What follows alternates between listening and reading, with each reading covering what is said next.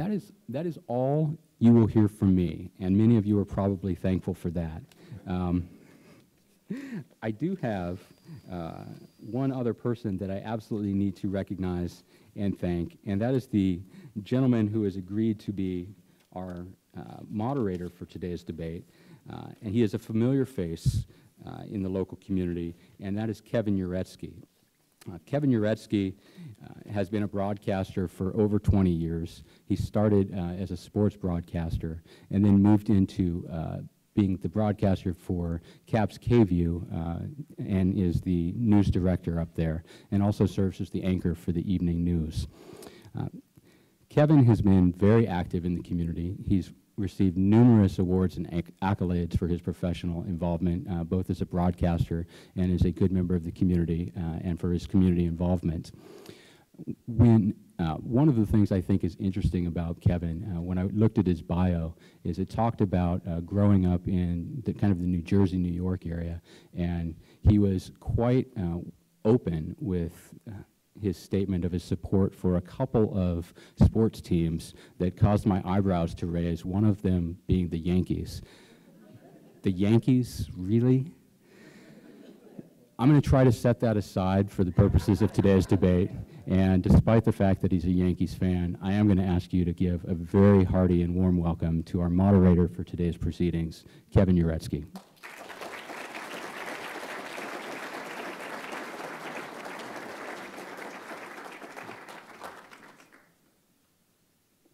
Thank you, Damien, and thank you, everybody. And all I will say is that's something that is handed down through the generations. So it is my pleasure, honor, and privilege to be here today, and I thank all of you for coming as well. And just one quick aside before we get started. To me, and I know this may sound corny, but to me, this is really neat. When we can sit, have nearly an auditorium full of people, average, everyday citizens, on a regular Wednesday afternoon to come and talk political issues and what may be on their mind and hear from candidates without any fear of reprisals, without any fear of any problems as far as expressing one point of view versus another, and just have it be a regular day in America. To me, that's still kind of cool. So let's have some fun, okay? First of all, let me introduce you to the two candidates, and we'll begin with Congresswoman Cathy McMorris Rodgers. Cathy McMorris Rodgers grew up in Kettle Falls, Washington, where her family owned and operated an orchard business. She was the first person in her family to attend college, graduating from Pensacola Christian College in Florida in 1990, and later earning her executive MBA from the University of Washington in 2002. She was elected to the Washington State House of Representatives in 1994 and served there until 2004, when she was first elected to Congress from this, the 5th District. She currently serves on the House Energy and Commerce Committee and also chairs the House Republican Conference. In her personal time, the Congresswoman enjoys playing the piano, swimming, and reading American history. She is married, and she and her husband, Brian, have 3 children. Congresswoman Cathy McMorris Rodgers.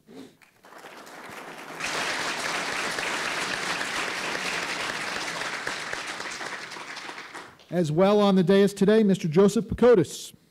Mr. Pacotis grew up in Inchelium on the Colville Reservation. His father was a shipbuilder, and he was one of 7 children. He spent his teenage years working in forestry with the National Youth Corps and was also a 5-sport athlete. Following high school, Mr. Pacotis worked as a laborer in the construction trades, and since 1985, he has owned and operated a gas station and a convenience store. Mr. Pacotis spent 16 years serving as an elected leader on the Colville Tribal Council, and also served as the CEO of the tribe's business enterprises. In 2006, Mr. Pacotis earned his executive MBA from the University of Washington as well. In his personal time, Mr. Pacotis enjoys biking, kayaking, and volunteering as a football, basketball, softball, and track coach. He and his wife, Cheryl, have 4 children and 6 grandchildren. Mr. Joseph Pacotis.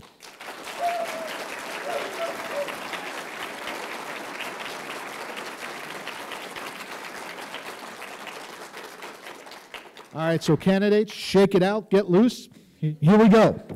First question, first we're going to go to the opening statements, and the privilege of speaking first will go to Congresswoman McMorris Rodgers. Thank you to the Walla Walla Chamber, Whitman College for hosting this debate today, and thank you, Joe, for being here.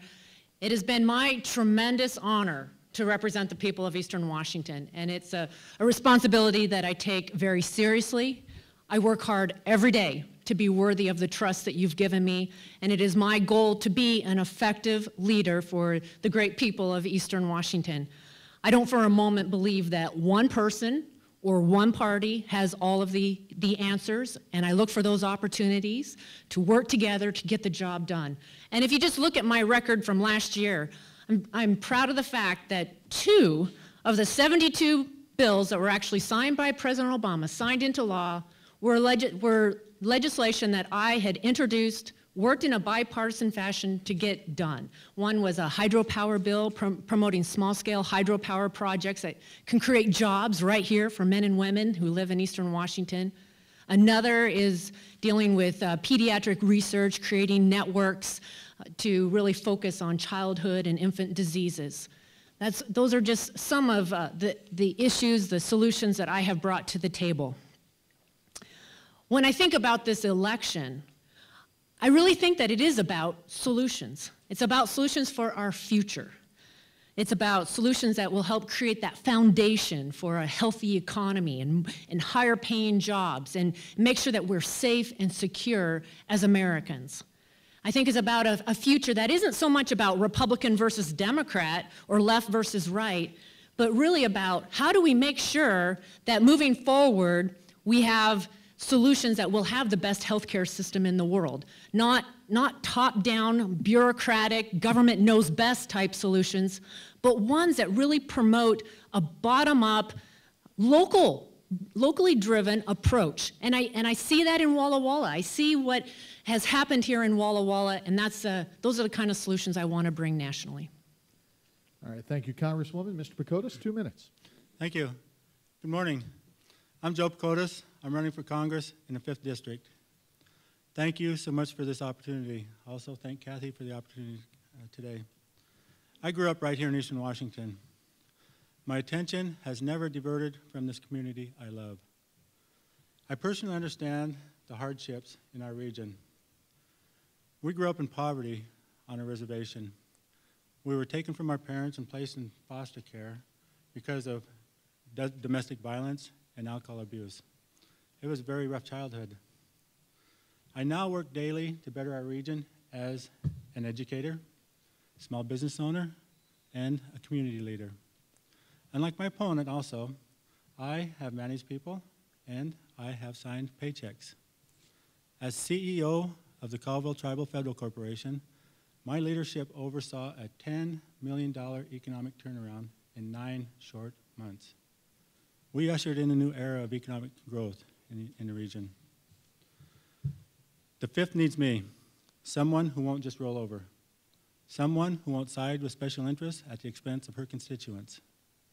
Whether it's affordable health care, veterans benefits, meals for hungry children, or women's rights, our current representative has only known one way to vote. She votes no. She says no to jobs, no to veterans, no to children, no to elders, no to women, no to students, no to the poor. We can do better. We need somebody on Capitol Hill who gets you. Our leadership abilities could not be more opposite. I have created jobs. I've stopped millions of dollars of wasteful spending.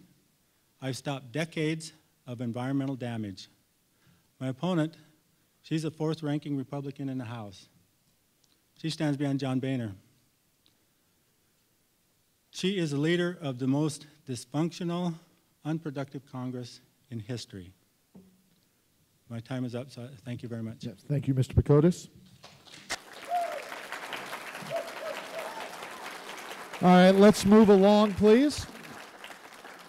Let us move along, please, to the questions that Damien referred to for the candidates. Now, each of these questions will alternate between the 2 candidates. The individual that the question is asked to will have 2 minutes to respond, and then the other candidate will have the opportunity for a 1-minute rebuttal. First question goes to you, Congresswoman. Over the last decade or so, yes. Oh, excuse me. Okay, fair enough. Okay. Over the last decade or so, It seems as if Congress has been increasingly plagued by partisan discord resulting in gridlock, or at least that's the public perception. What do you think can be done in the other Washington to bridge the political chasm and get on with the important work of governing? Well, as I mentioned, I don't believe any one person or any one party has all of the solutions. And I look for those opportunities to work together to get the job done. And I mentioned the hydropower bill, the pediatric research bill. There's a number of issues, a number of priorities to the people here of Eastern Washington where I've been bringing effective leadership in a bipartisan fashion. I co-chair and founded the Military Family Caucus, for example, to put a microphone in front of our military families and bring issues that are important to them to the forefront. And I do that with Sanford Bishop, a Democrat out of Georgia. And just in August, he flew across the country to come to a military family summit in Eastern Washington. And how often do you hear about Democrats flying across the country for members of the other party? And I've been down to Georgia at Fort Benning, where he represents, to also do it there. We've worked with Michelle Obama and Jill Biden at the White House on joining forces. And on disabilities issues, I co-chair the Disability Caucus. The Hydropower Caucus, again, I founded this caucus in an effort to bring Republicans and Democrats from all corners of the country that wanted to really focus on promoting the potential of hydropower in America. We could double hydropower without building a new dam, clean, reliable, affordable electricity. Only 3% of the dams produce electricity. And I do this to build the relationships. Congress is like any other place. It is about building the relationships to get the job done. And I have found that there are many, many examples. I've co-chaired the Women's Caucus, working with the women, Republicans and Democrats, on priority issues, promoting STEM, looking at research. And this is the approach that I'm taking to get solutions to get the job done, and that's the approach that I will continue to bring, because I believe that is how you bring effective leadership. All right, thank you. Mr. Pacotis. Thank you. The gridlock is a huge concern, not only in this Washington, but also across the nation. You hear some flowery things that come from Congress people about how they are going to reach across the aisle. And you look over there and see what's going on and see exactly who is reaching across the aisle and how far they're reaching. The gridlock has been divided about 6 years ago when it started, a lot of the gridlock. And they are not doing the work of the American people. You look at many of the bills that have come forward that can help the American people. Violence against women, you know, the comprehensive immigration bill. Those bills have started in a partisan way. Once they get to a certain house, they get stopped. They do not even reach a vote on sometimes. That is not doing the work of the American people. There's time and time again, and there's other examples. There's examples every day over there that's going along where the gridlock is created and is not allowed to go forward. We need to make sure that the American people's voices are heard so that gridlock does stop. You know, last year, the government was shut down because of partisan bickering, because of political posturing. And that damaged our economy, that damaged many of the programs of the federal government that provide services to the people in the 5th Congressional District that deserve and demand those services. So we need to really look at that and don't just listen to them saying that they are going to cross the party line, they're going to cross the aisle, and they're going to work with the other party, when in fact that does not happen. And you can watch TV.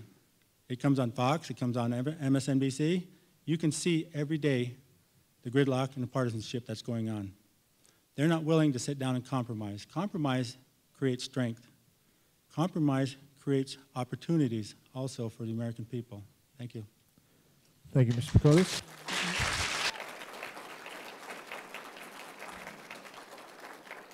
I'll tell you what, let's keep the applause to a minimum and just let the candidates answer, or else we'll not get out of here until dinner time tonight, okay? All right, 1 minute, Congresswoman. Yeah, I am about solutions. I am about the future and making sure that we're moving this country forward and that we have a healthy economy and that we're creating good paying jobs. That is my priority. And I look for opportunities to work across the aisle. And I've mentioned some of them. but I'm proud of my record of working in a bipartisan fashion to bring priorities that are important to Eastern Washington forward. The fact that I got 2 bills out of 72 that were signed by the president were bills that I had led on, worked with a Democrat to get the job done. And yes, there's more work that needs to be done. I led the effort in the House on the Violence Against Women Act to get us to a place where we could get it reauthorized. I have led on other issues related, and we got a Skills Act signed into law by this president. We got a budget agreement. It was a little tough, but you know, there's been over 40 bills right now passed by the House, sitting over in the Senate, waiting for action, jobs bills. We need a willing partner in the Senate, too. Thank you. Mr. Pacotis, 1 minute rebuttal. Let's not be fooled. We're talking about partisanship, basically, and what's going on in Congress and what's going on in Washington, D.C. She mentioned Violence Against Women Act. That is near and dear to my heart because I'm Native American. The Violence Against Women Act was stopped for quite a while because there was 3 groups of women that they did not want to include into it, okay? One group was Native American.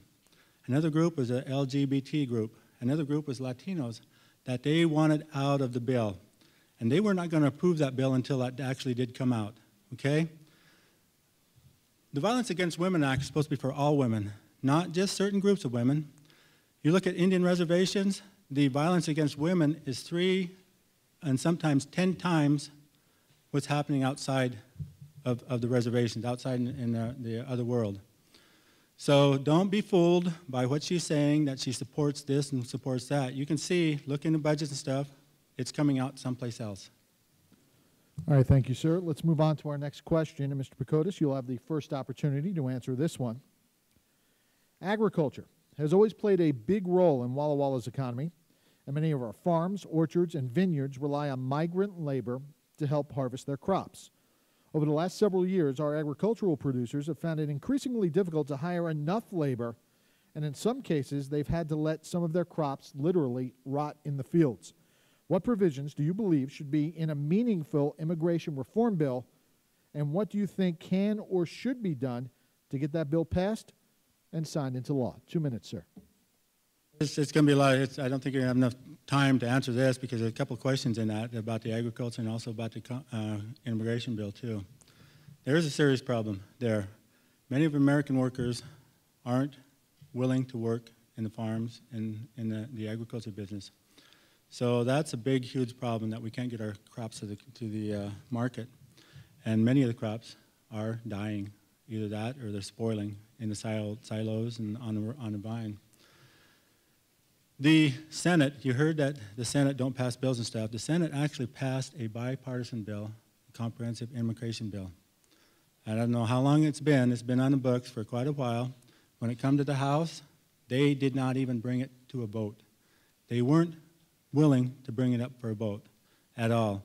If that did come to a vote, we would have many of these undocumented immigrants that have a pathway to citizenship, that have that ability. We would be able to bring in more people with visas to come and work in these crops, to save these crops and save our agricultural area. Another part of the agriculture, too, is the reason that a lot of our crops aren't getting to market is because some of these coal trains and fracking oil trains are coming across, and they're taking up all the capability, all the capacity for rail. So our crops cannot get on the rail to get to the market.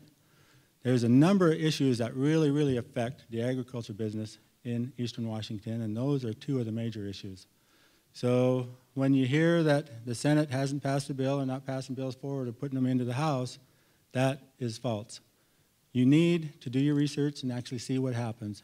That bill was passed, I'm going to say a year or 2 ago, and it never come up to vote. I'm afraid that if it did come up to vote, it would have passed in the House of Representatives, and they would not allow a vote on it at all. Congresswoman, 2 minutes. We need to fix what is a broken immigration system. It is important to agriculture. It's important to our economy. It's important to our national security. It's also important that we do it right. And that is where we need to make sure that we are taking a step-by-step approach to get this right. My family owned an orchard and fruit stand. We raised cherries and peaches and apricots. I grew up picking fruit. And we also had to hire people every year to help pick the fruit, and it got harder and harder.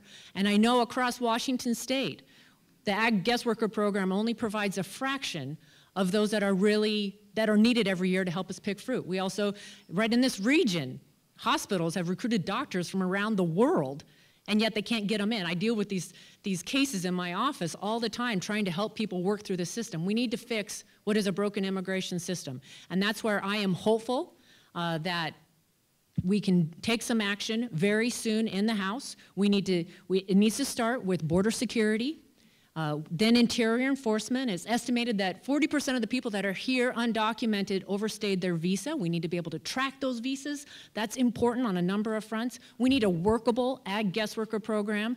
The current program only provides about 5% of what is actually needed.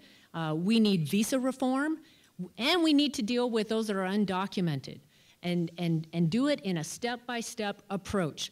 I am working on this with my colleagues, both Republicans and Democrats, and I'm hopeful that soon after the election we'll be able to start taking some of these steps. Several of these bills did pass out of the committee in the House, and they're ready for floor action, and my voice is one that is saying we need to start taking these steps to fix a broken immigration system. All right, thank you. Let me interject for one moment, sir. If everybody could please do us the favor, though, of silencing your cell phones if you haven't already, so you don't have to hide under your chair like the one person whose phone just went off during that last answer. I'd appreciate it. All right, thank you. Mr. Pakotis, 1 minute. 1 minute, thank you. As I said, there was a bill that came out of the Senate side of the House, and it was a comprehensive immigration bill, and it was acceptable in the Senate, but it wasn't acceptable in the House. It did take care of a lot of those issues that she had spoke about, the people that are undocumented and having a pathway to citizenship and working in those areas, and also protecting our borders. Our borders are very porous right now, as we found out just recently with the influx of refugees coming across the border. And that really brought to head the issue of immigration reform. Not doing anything about it isn't the answer. Piecemealing it isn't the answer. You can put it into place, and you can make it work or have it work through, and then you can work on the issues that are broken, fix the issues that are broken, tweak them a little bit here and there to make sure that they work for all Americans. We are a nation of immigrants. Most of us, I should say. not all of us. Okay? Time, sir. Thank you. Congresswoman, 1 minute. Yeah, I have deep roots, but probably not quite that deep. My family did arrive in Walla Walla in 1853 on the Oregon Trail. And we are a nation of immigrants, and we celebrate that.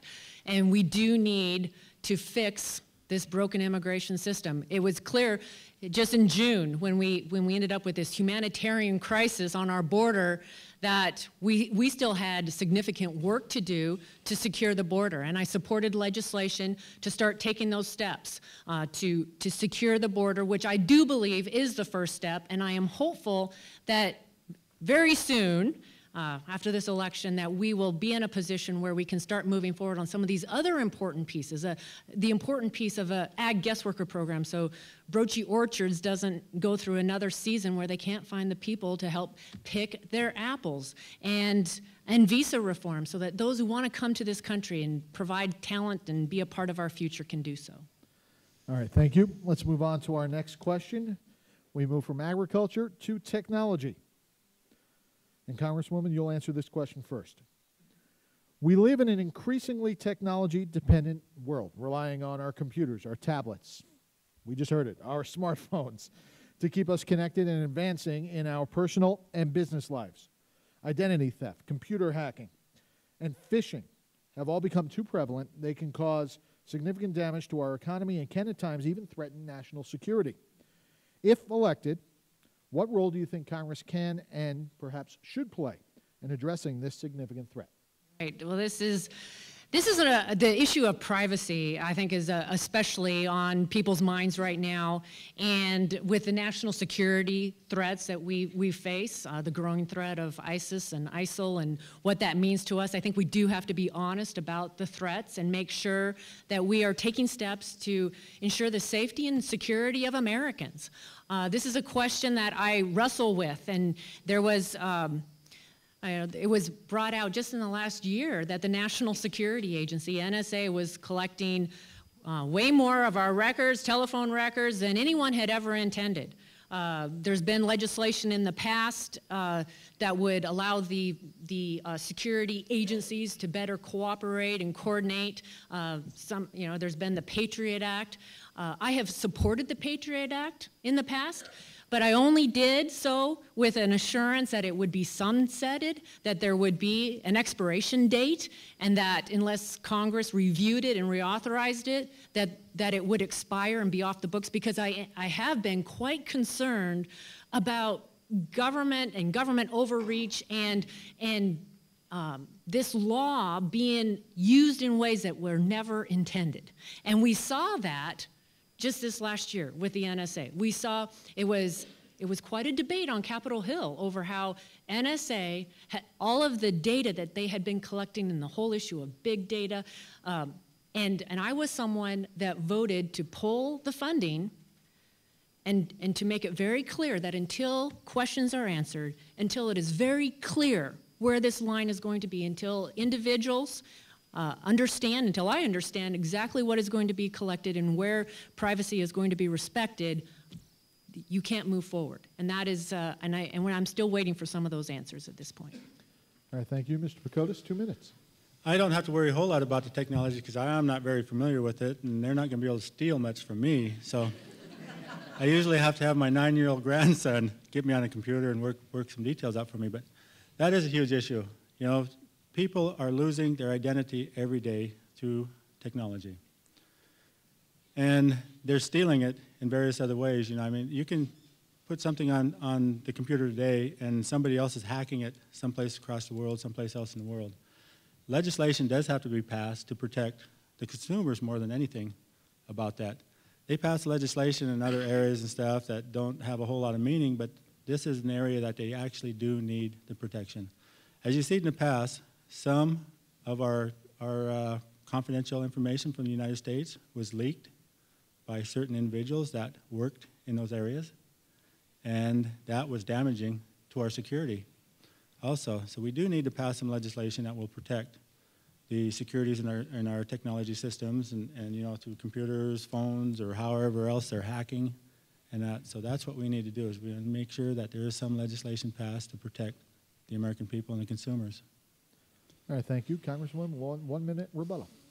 Well, I think as technology advances, I think we're all learning and learning more and more about what is being collected, big data, and who has access to it. And I do agree that we need to find a balance between protecting someone's privacy and then also protecting the country. We see it in health IT, and there's a lot of excitement about health information technology and what it might provide, and for rural areas having access to telehealth, but then also the electronic health records and the sharing of data and personal information. And so this, I think, as advances are being made, we're still learning and figuring out what is that appropriate balance, how to protect an individual's privacy and honor those rights and still take advantage of what technology has to offer.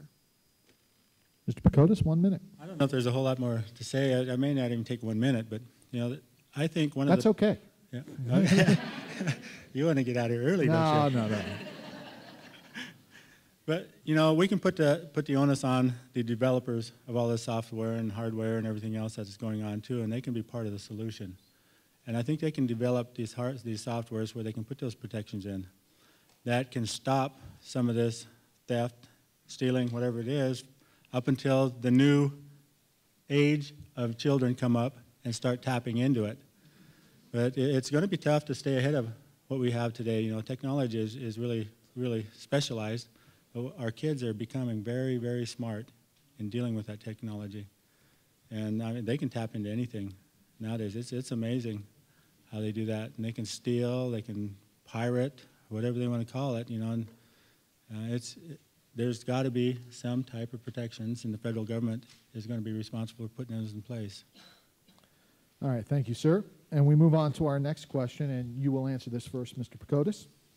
Being as this debate is being held on a college campus, it seems only appropriate to ask a question about the rising debt burden currently facing college students across the country. We live in a time when post-secondary education is becoming an entry-level requirement for more and more jobs, and today's students are finding it necessary to take on enormous levels of debt in order to finance their education, at least in part because tuition increases have far outpaced the rate of inflation. Would you support legislation to ease the debt burden facing our nation's roughly 20 million college students? Most definitely. I understand that the total debt for student loans, college, is about $1.2 trillion. That's the second highest debt next to mortgages that we have.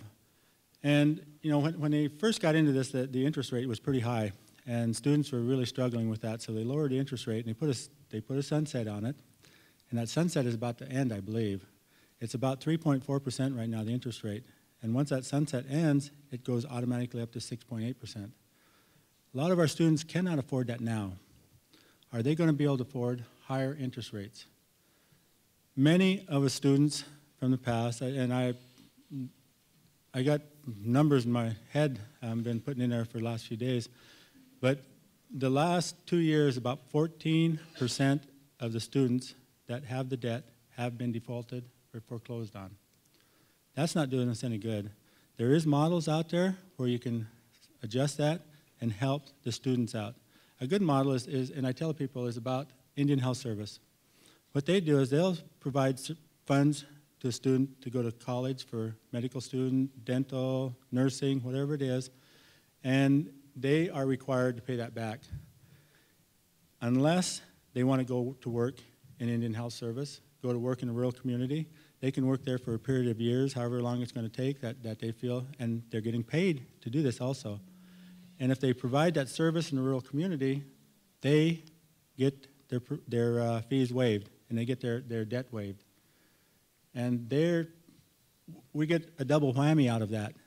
Not only the student can survive, don't have to get their credit ruined and bad credit, but the community, the rural community, gets the help also. So those are different opportunities, but I do support lowering the interest rates, not raising them up. That's not going to do us any good at all. All right, thank you, sir. Mrs. Rogers, 2 minutes. Well, I believe that we need to have as many options as possible for young people to get that post-secondary education, because it is true that most jobs are going to require some kind of post-secondary, and we want to have the best schools in the world, and we want them to be accessible, and we want our young people to have more options so that they can seek the education and the training so that they can get even better paying jobs.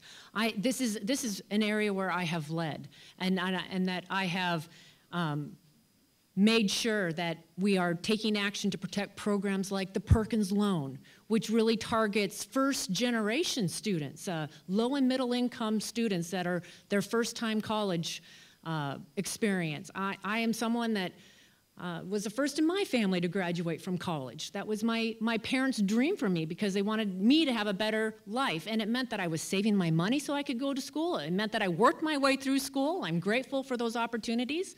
I decided to go back and get my executive MBA, and I'm still paying off those loans, and I'm grateful that I could get those loans. I've also led on taking action to get those interest rates fixed so that they wouldn't be variable, so that we wouldn't see these students wouldn't have the uncertainty of not knowing what interest rates are going to be. And I think that it is important. I think it is important that students have more options available to them. I also think, though, that we need to look at what is driving up the cost of tuition and the cost of education in this country. We really need to dig a little deeper into that, and that's where I have supported legislation to get more transparency as to what is actually driving up the cost of education, and there needs to be more scrutiny on that aspect also.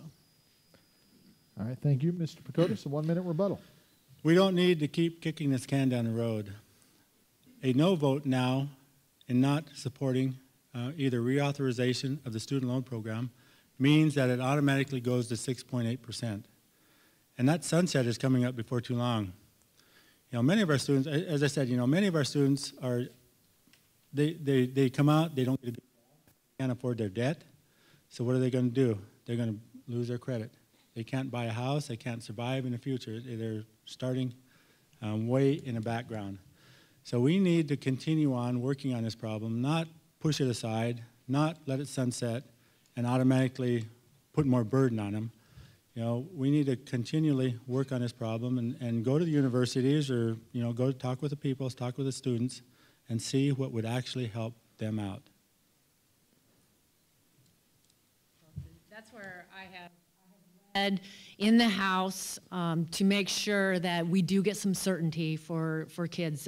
One thing about Eastern Washington, we have some great universities and colleges right here in Walla Walla and throughout Eastern Washington. And we want to make sure that our young people continue to have those opportunities and that they can afford those opportunities. And so all of these different programs are important to that. And the Pell Grants, the Perkins loans, having a fixed rate on interest rates, that is something that I led on last summer in the Congress because I think it is important. I heard from students as I was traveling and visiting university campuses. I even had one intern in my office who was at WSU facing increased interest rates and not sure if she was going to be able to continue in school because of the additional cost that was going to mean to her. It is real, and they need to have, young people need to have that certainty so that they can figure out how to afford and get that education, that training, which leads to a job and a better paying job and more opportunities. All right, thank you. And you will answer this next question first. Okay. We move from college campuses to foreign policy. Oh. For over 3 decades, one tenet of our national security policies was to maintain a military of sufficient strength to respond to simultaneous major conflicts in 2 separate regions of the world. We currently face increasing threats in the Middle East, including in Iraq, Iran, Syria, rising and alarming tension in Russia and Ukraine, as well as an ever-present threat in North Korea. How do you see our national security policies changing to adapt to these multiple threats? I think it's very important that we're honest as Americans as to the threats that face this country. And I think we've all been really concerned as we've witnessed what is going on right now with ISIS and ISIL, and not just the threats to our allies in the Middle East and to Europe, but to America. They have a goal of putting their flag over the White House. There are multiple threats around the world. And part of this stems from when America doesn't lead, that there are bad actors that take advantage. Now, I've also visited a number of military families who've lost their husbands, their sons, right here in Eastern Washington. And it's always difficult. And I don't take action or saying that we're going to send in American troops lightly. The Matthew Fazzari family right here in Walla Walla, and I have visited his wife and his kids and his mom and dad. But I do think that we have to recognize the threats, and then we got to make sure that we are taking action to ensure that America is safe and secure. It really is. It has to be our top priority, and it means that we need to make sure that our military families, our men and women, have the support that they need. They're tired. They've just experienced multiple deployments, and as we think through the way forward, we need to support them. We also need to make sure that they have the equipment and the training. But we also need our commander-in-chief, the President of the United States, to lay out a strategy as to what are those steps, what do we need to be doing to make sure that America is safe and secure. And that is something that we really need that strategy. We need to be honest about the threats that face America and then make sure that our military and our Defense Department gets the support that it needs. Let's, none of that. That's just wasting money. Thank you. Thank you. Thank you.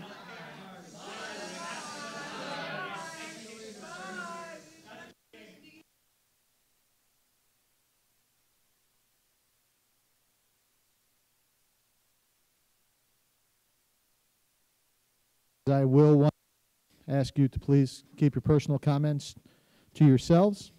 Any questions or any statements you want to make to the candidates, you can do so in the lobby after the debate. Okay, I believe Mr. Pakotis, your turn, 2 minutes. Thank you. We do need a clear strategy. What has been going on in the past has not been a clear strategy. You see what happened 2011 or 2001, September 11, the attack on our soil, and what we did after that and how we approached it. We didn't have a clear strategy going into that. We ended up with 2 wars for 13 years. That depleted our troops. That depleted our young men and women. So there was no clear strategy in either getting in or getting out. And some people can say that that also spurred more of this terrorism. We go in with our heavy hand, our heavy hammer, and just start bullying, in some cases, people. And then they start retaliating. They start growing, just like what's going on today. Al-Qaeda, ISIS. When we first started off, we had a good, fairly decent plan to go after Osama bin Laden. And that was happening for a little while, and then all of a sudden somebody said squirrel, and they went over to Iraq. Okay? They went to Iraq and took their eye off the ball and lost focus. And that created 10 more years of war. We can't afford that. What did that do to us economically? What did that do to our budget? What did that do to our national security? It depleted our ability to protect ourselves other places in the world. Today, we're over there, and people want to go over there and put boots on the ground today. That's not what we need to do. That's not our fight. Sure, we want to protect ourselves, and we want to help those people get trained so that they can protect themselves. They've been fighting these wars themselves for hundreds of years. And sometimes it gets good, and sometimes it's bad. You know, now they're starting to massacre innocent people. And we are humanitarians, so we want to go over and help. And that's what we do. We don't want to go over there and fight the wars for them. We want to help them protect themselves, because that is depleting our ability to protect ourselves in the future. All right, thank you, sir. Mrs. Rogers, 1 minute. The number one responsibility of the federal government is to protect the people, protect the citizens. And as much as we'd like to think this isn't ever going to happen in America, I do believe that we have to be honest about the threats that face this country. There are bad actors around the world. We talk about ISIS and ISIL. Iran right now is doing everything they can to develop a nuclear weapon. We have North Korea. We have President Putin on the march. We need to be honest about the threats that face this country, and we do need a strategy. I totally agree. We need our president, our commander-in-chief, to lay out what is that strategy. What's the strategy? What are the threats? And then how do we prepare so that we are protecting this country and that we're protecting the citizens that live in this country, and we make sure that we have the military and the defense to do so. Mr. Pakotis. Part of that strategy, too, is bringing all houses into the plan, into the strategy. House of Representatives, Senate, they have the constitutional responsibility also. The president just requested some help from Congress, not just recently, on this issue of ISIL. And Congress, 2 weeks ago, went on vacation. They're going to come back on November 12th. So a strategy is developed with all of your leaders in your country, not just the commander-in-chief, not just the Department of Defense. Everybody has to be involved in that. The president does have some authority that Congress gives him to go to war. Congress is the body that determines whether or not we go to war. We send our troops overseas. All right, thank you, sir. Speaking of the troops, we'll move on to our next question. And Mr. Pakotis, you will answer this one first. And this is a very important issue right here in Walla Walla, considering the fact that the Wainwright Medical Center is right here in town. The Veterans Administration has been in the news quite a bit lately over the last several months for large-scale systematic problems at healthcare facilities nationwide, resulting in significant delays in the treatment of patients. As the number of veterans requiring care continues to grow, what changes do you believe should be made to ensure that veterans receive the kind of care that a grateful nation should provide? One of the ways to make sure that they receive the proper care that they deserve and that we owe them is to properly fund the Veterans Administration, to properly equip them. What's been going on in the past few years, even past that sometimes, is the battle over our budget. Last year, the government was shut down. That did damage to the Veterans Administration also for a number of days, for a number of weeks, and it still hasn't recovered. Now we're facing what they call the sequester, and that's taking money out of the Veterans Administration also. That cripples them because the sequester was an even cut. They cut across the board for everything, not just one program or two programs or whatever. They didn't specify. They were cutting straight across the board. That was approved a while back, and now that sequester is coming into effect. So that's going to damage, that's going to hamper our ability to provide those services that much more. We have veterans on reservations that never ever get services. We have veterans in rural communities that never ever get services. When they do go to town to get services, they're waiting in line, like you say, because we don't have the service providers in those areas. I understand that Spokane lost quite a few of the service providers when the government was shut down last year. And they never recovered from that. It's all about properly funding the program, and then you can go in there and take a look at the administrative part of it and make sure that they're not filtering out dollars in certain areas and stuff. Make sure that they are spending the dollars where they are required and responsible to be doing. Yeah, how we treat our veterans, how we care for them, how we provide health care when they need it. That's the way that we as a country show our gratitude for their service.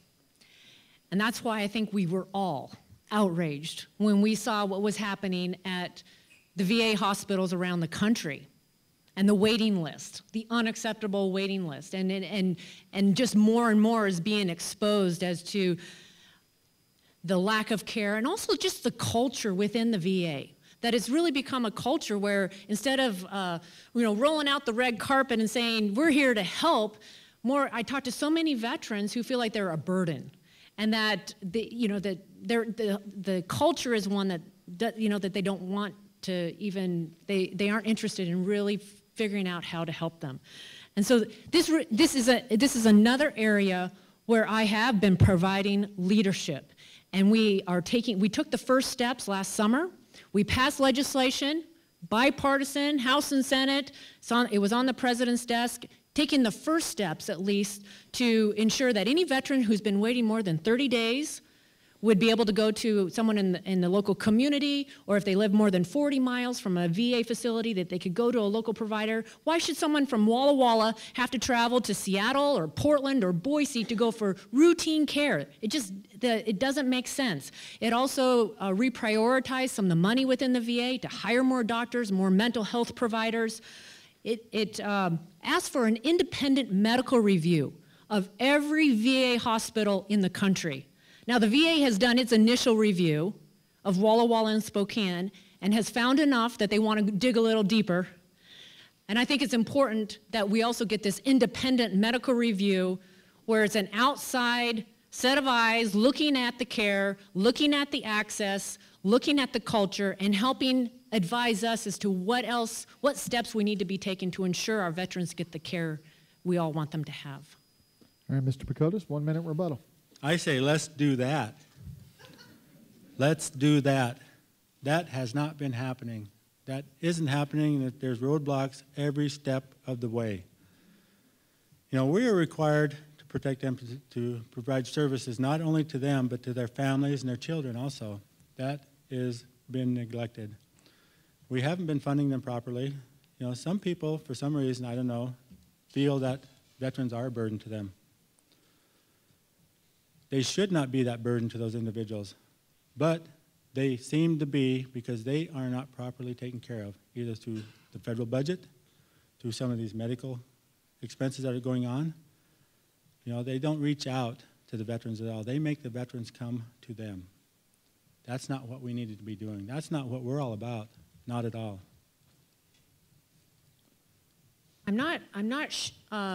Yes, we need to make sure we're providing the funding. But just so everyone knows, we've doubled funding of the VA in the last 5 years. We have, with sequestration, veterans were not included. We protected the VA, protected veterans from any impact of sequestration. They were the one group that was excluded. I believe that there's more than a funding question. It's really the culture, it's the structure, and us needing to look at how do we best deliver this care in the 21st century. I've held a number of roundtable discussions with veterans throughout Eastern Washington, and I've often told them, you know, if you need help, contact the office. I have John Davis working in my office, who spent 12 years most recently working with homeless vets at the VA. He has a heart for veterans. He's a Vietnam-era veteran, and he just wants to help. And a veteran shouldn't have to contact the congressional office to get help. But until we get the VA functioning the way it should, absolutely contact the office and we'll help. All right, thank you. We're going to move on to our final community-driven question, and then we'll move on to the questions that you have for each other, which should be very interesting. This question will go first to you, Congresswoman. The long-term viability of Social Security and Medicare has been a discussion topic in political circles for over 2 decades, yet Congress has continuously found itself without the political will to enact meaningful legislative reforms to shore up these programs. What changes, if any, would you support to ensure the long-term viability of both Social Security and Medicare? Right. Well, that is a great question. And I do think we do need to take action to make sure that we save Medicare and that Social Security is available to those who are depending upon it and have planned for Social Security. And I'm someone, I believe that we are elected to be leaders. We are elected to make the tough decisions. And it means that we do need to come together, Republicans and Democrats. I was dismayed that part of the president's health care law, part of the Affordable Care Act, the way that it was funded was to cut an additional $700 billion out of Medicare. And we are seeing those cuts right now. If you're a senior, try to find a doctor who will take a new Medicare patient right now in Eastern Washington. Go out there and do a little survey. It is the reason that doctors are saying, I can't take any more Medicare patients is because the federal government doesn't actually reimburse for the cost of delivering that services. And so what happens? They end up going to the emergency room, where that is the most expensive place to have health care delivered. So we do need to take action. Medicare, home health care is being cut significantly right now. Shouldn't we be encouraging seniors to be able to stay in their homes longer rather than putting them into nursing homes, which is even more expensive? I mean, we need to look at steps to save Medicare, to make sure that that safety net is available. But the current cuts concern me a lot, and it just means that we do need to come together and figure out how we're going to make sure these programs are available. Mr. Pacotis. Part of that question was about Social Security. And Social Security right now, I understand, has a surplus of about $2.6 billion or trillion dollars. And I understand that will get our baby boomers through retirement once they start applying for Social Security and receive Social Security until about the year 2037 at 100% benefit. After that, it starts dropping down a little bit, 78% after that, and it keeps going down if we don't continually build on Social Security. You know, the unemployment rates and stuff affects that also. People employed pay into Social Security. You know, we kind of staggered a little bit away from this, and I hope that I can cover the Medicare thing also a little bit, maybe during the rebuttal. But anyway, could you imagine what Social Security would look like today if they were successful in privatizing that? Right now, Social Security has the full faith and credit of the federal government to secure it, to make sure.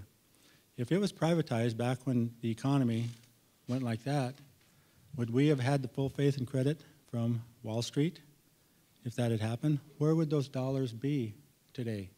There's still a push to do that. To get back to Medicare a little bit too, and the Affordable Care Act, and about the $700 million, $700 million.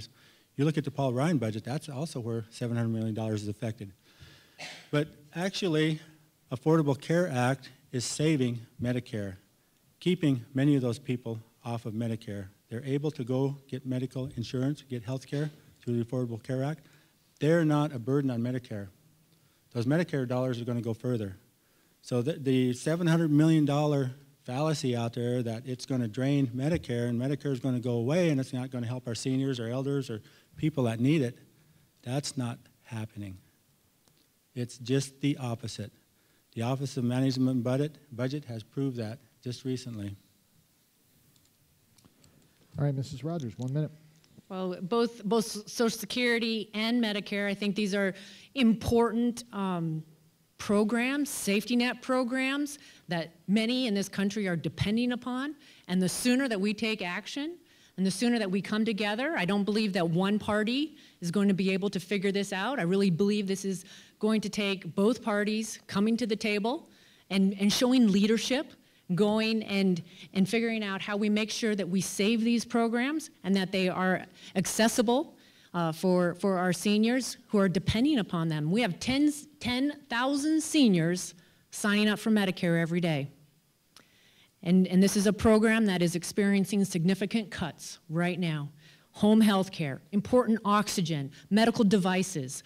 You know, you just go down the list. It's a long list of services, important health care needs that seniors have that are no longer available to them. And if this continues, it's only going to make it harder on our seniors. Social Security has time to fix it. We don't need to be in a panic right now. Like I said, it's going to survive up until about the year 2037. We have time to fix it. Not all of it needs fixed. There's little pieces, bits and pieces that need to be tweaked and corrected, and we do have time to do that. Social Security is not a burden on the federal government. It's not a burden on the federal budget at all. I don't believe there's any money goes into Social Security from the federal budget outside of Medicare.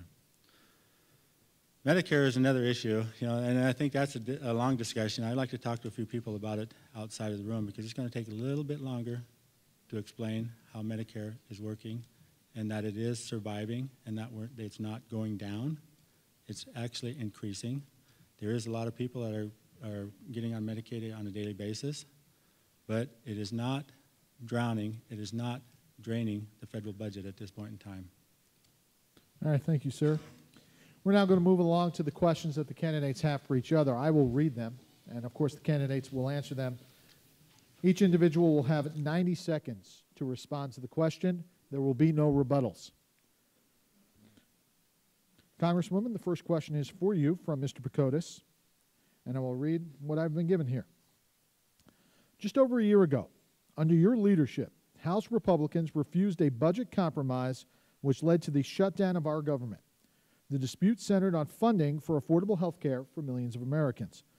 The consequences of your actions were felt across the nation. Our active duty military service men and women were not paid. Veterans benefits were halted.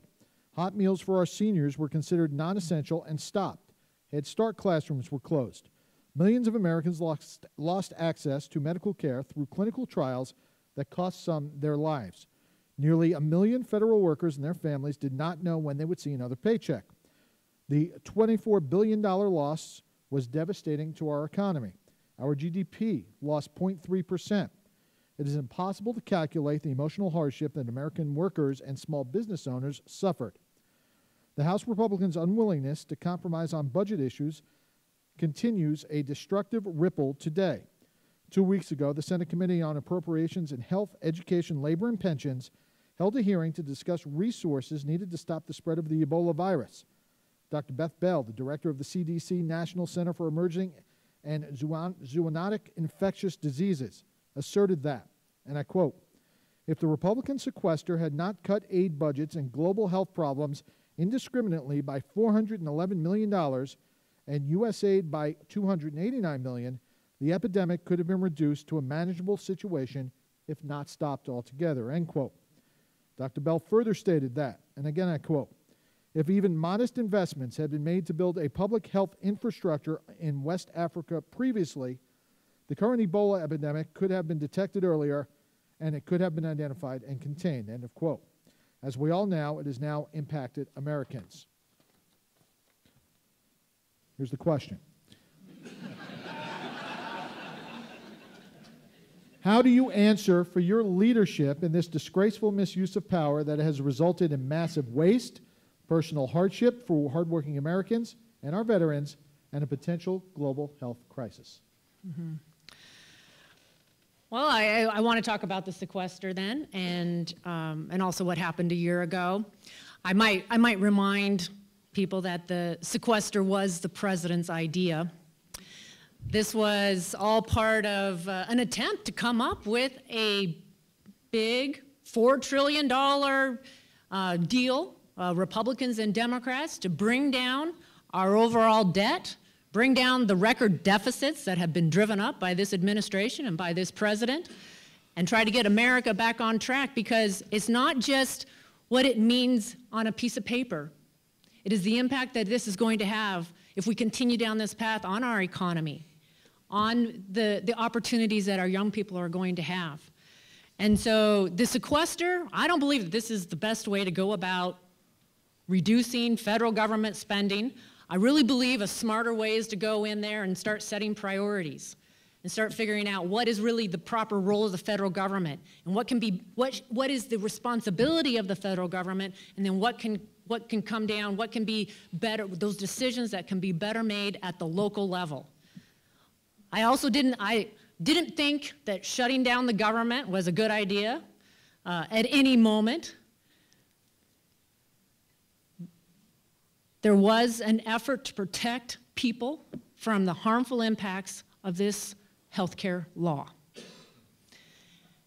The way that the idea that barricades were put up at the World War II memorial, I thought was offensive and totally wrong and should have never happened. All right, thank you, Congresswoman. All right, Mr. Pakotis, your turn. First, I'm going to quote the sourcing material for the Congresswoman's question. And this is from the February 17th Spokesman Review. Pakotis is critical of the recently passed Farm Bill, which he believes still provides too many subsidies for large farms while cutting the food stamp program. He wants Congress to do more to protect voting rights for the poor and minorities that he believes are under attack by recent laws in some states. The question: you opposed the Farm Bill this year. What do you think should be done to improve agriculture in Eastern Washington and give support to our farmers and wineries? There's portions of the Farm Bill that I could not support. If you look at the Farm Bill, there's subsidies in there that should not be handed out, and they're handed out to the actually the wrong people. The subsidies that are in there, some of these large farmers, these big corporations that do have farms that have squeezed out many of our family farmers here, receive subsidies, guarantees that even if they do not have a crop, they get their money. If their crop spoils in the field, if Mother Nature ruins their crops, they get their money. If they're guaranteed, it goes to the market, they don't get the money that they purchase, or the federal government purchased the program or insurance for them, they get the money that is guaranteed to them. Those are portions of the Farm Bill that I do not support. Those are portions of the Farm Bill that we cannot support. You look at, they talked about reducing the SNAP, okay? They give these huge, huge benefits to these rich people, and they want to reduce the SNAP program by $40 million for the 5 years that the Farm Bill is in place. Who does that help? That doesn't help the people that need it. 1 in 5 people in the 5th Congressional District live on food stamps. That's 20% of our people live on food stamps. They want to take that away from them. They want to take the food off of the tables and give it to the Monsantos and the huge, huge companies out there. That's what the Farm Bill does. That's why I would oppose the Farm Bill as it is written. All right, thank you, sir. We're going to move on to our closing statements now. Each of our candidates will have 2 minutes to make a closing statement. And again, I ask for your indulgence and respect for them in maintaining your silence throughout the closing statements from both individuals. Congresswoman, you go first. Well, again, a big thank you to everyone for being here, and thank you, Joe. I think it's an important conversation that we've had about the future. I think it's important as we debate what are those best solutions, how do we move Eastern Washington forward, how do we build that strong economy and create jobs and help our small businesses, which are really the engine of our economy. you know, I really do think that there's a fundamental difference in approach when you hear about the issues and the solutions to help people, men and women, right here in Washington State.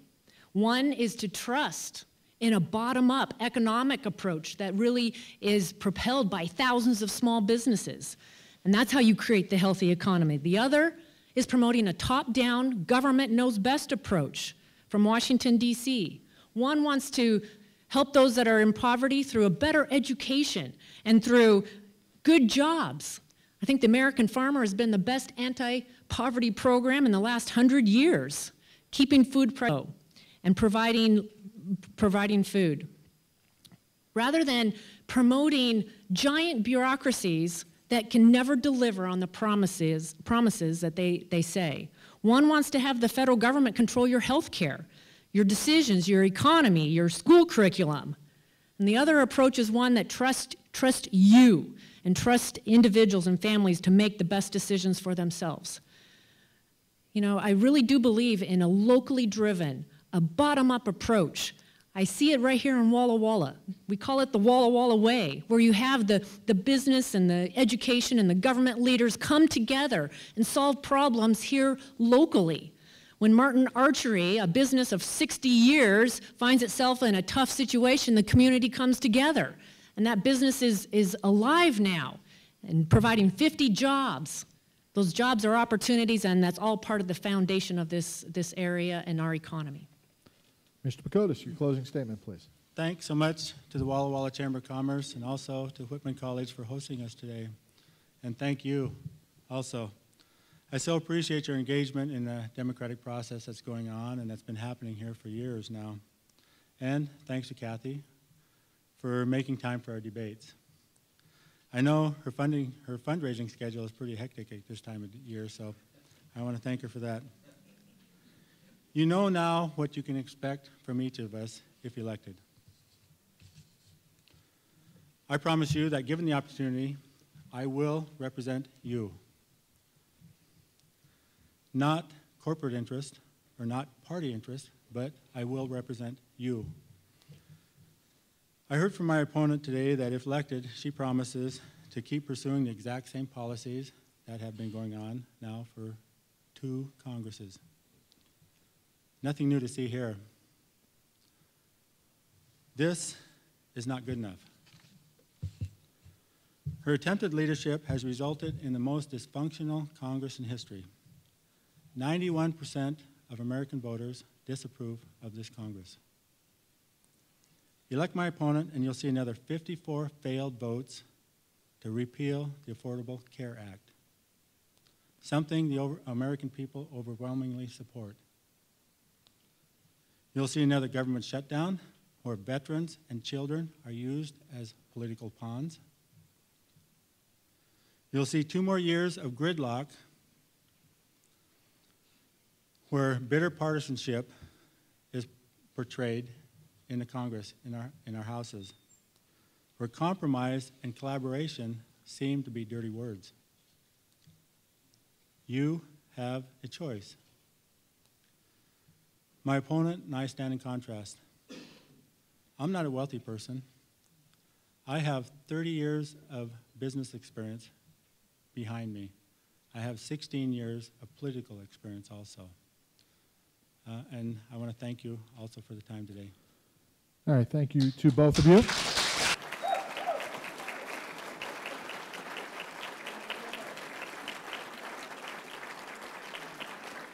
I want to thank all of you for coming out tonight, or this afternoon actually, and I appreciate your passion for the issues.